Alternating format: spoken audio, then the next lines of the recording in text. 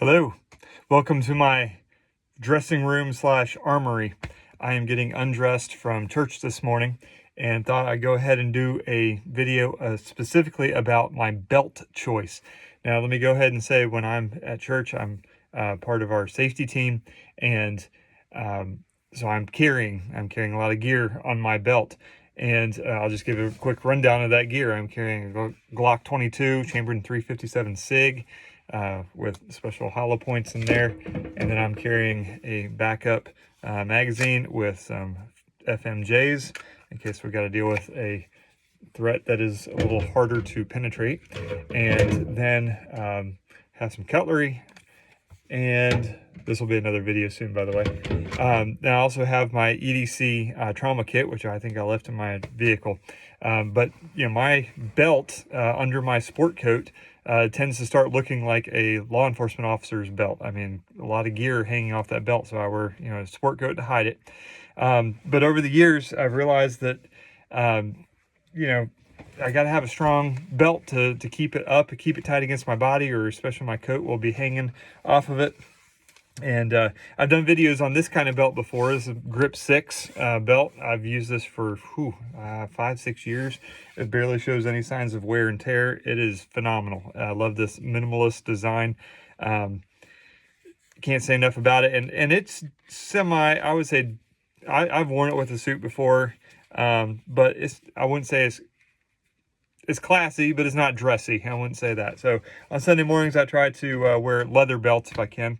But if you've ever shopped for leather belts, you know that you get what you pay for.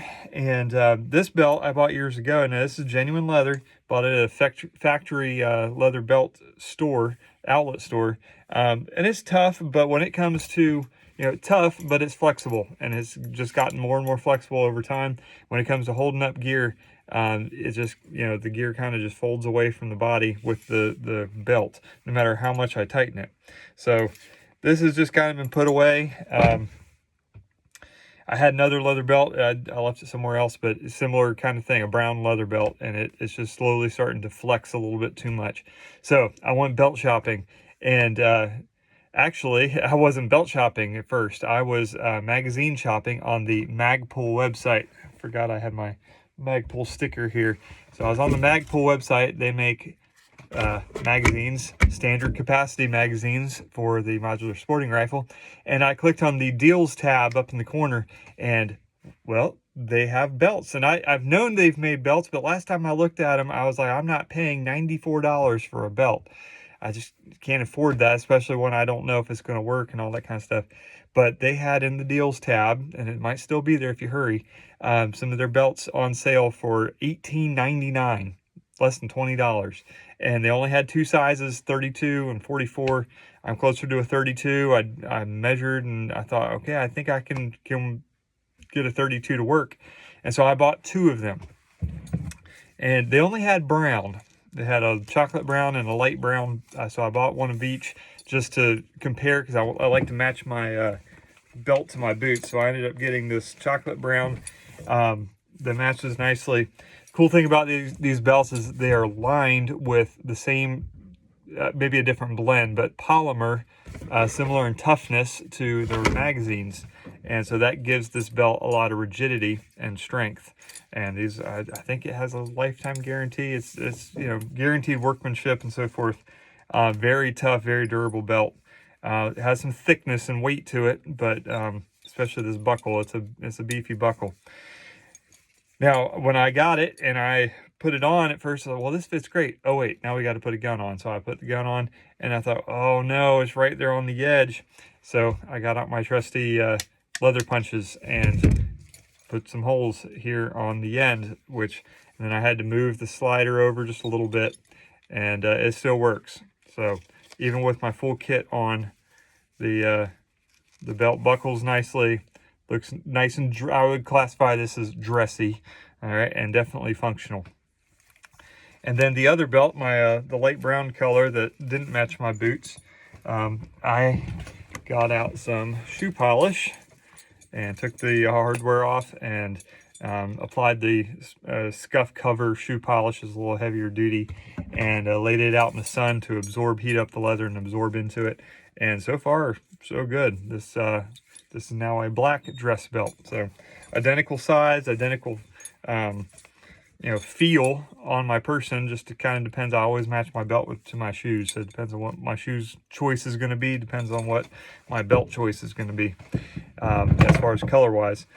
But now I've got some consistency, and I tried it out today, and it definitely holds everything tight against the body. Holds everything up. I don't feel like my dress coat is hanging on things. So maybe check that out for yourself.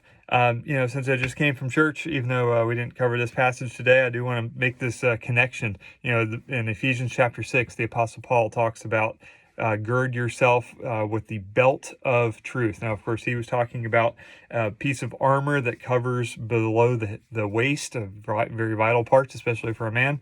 And they were thick leather straps on the Roman belt piece of the armor that protected them from sword slashes. But that top belt probably still had to hold up some weight. In fact, this knife right here, probably a little shorter than, a gladius Roman sword, but this knife has some weight. And I've definitely noticed when I carry this Ontario SP10, I've got to have a beefy belt in order to keep this in place. So, that the Roman armor had to be beefy, and that piece of the armor, the belt, had to hold everything up, had to keep everything tight to the body so they could run into battle. And that connection with truth. Jesus said in John 14:6, I am the way, the truth, and the life. No one comes to the Father except through me.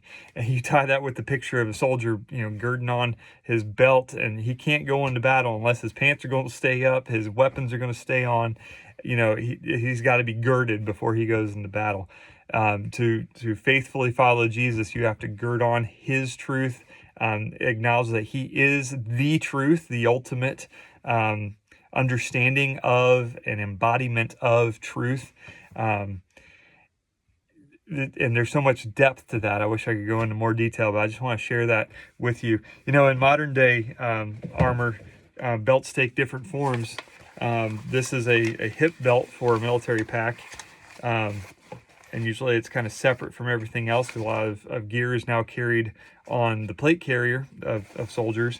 But this belt is also important because it supports the backpack or the rucksack that the soldiers are carrying. And so belts are definitely important. This whole padding right here is definitely important for balancing the weight on your person when you go into battle. So just wanted to share some of those thoughts and ideas with you. And, on different brand websites, go and look at their deals page. Sometimes you can find gear that's, maybe it's a first run of something, and they're working out the bugs. And if you're on a budget, sometimes you can make that stuff work. Buy it and get your tools and fix it the way you want it, customize it the way you want it. So, anyways, hope for the best, prepare for the worst, do it out of faith, not fear. Take care.